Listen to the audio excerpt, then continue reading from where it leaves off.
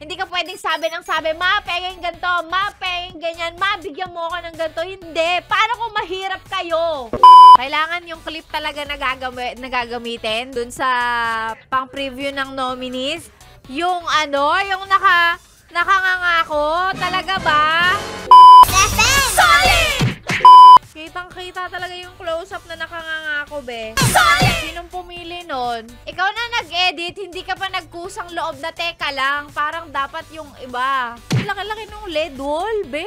Itsura ka. Solid! Naisip tuloy ako, wala ba tayong ibang pang station ID? Pakigawang kami ng pangmalakasang station ID na pwede rin gamitin promotional material.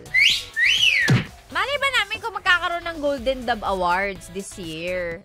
For the longest time, tumigil sila. Maybe because nag-pandemic, ganon. So, hindi rin naman namin alam na ibabalik pala siya this year. Though, meron naman kaming maraming pwedeng isali. Hindi naman namin alam na pasok pala yun dun sa category. Like yung Stick to One, Bida 90, ganon. So, next year, manghingi tayo ng medyo malaki-laking budget. Pera kasi talaga yung problema din. We make the most of what we have. Ganon naman sa buhay. Kung ano yung meron ka, you make the most out of it.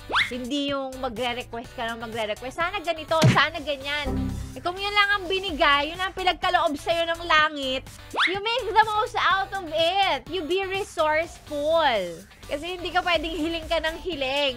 Hindi ka pwedeng sabi ng sabi, ma, pengeng ganito, ma, pengeng ganyan, ma, bigyan mo ako ng ganito. Hindi. Paano kung mahirap kayo? Walang pangbigay si mama.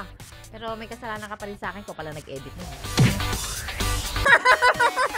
Napayes ka ba sa napanood mo, yes friend? Alam mo na ang gagawin mo, ha? Hit like and subscribe. And click the notification bell para ma-update ka namin. Kung gusto mo, mag-comment ka pa! Hindi ka namin iisnabin.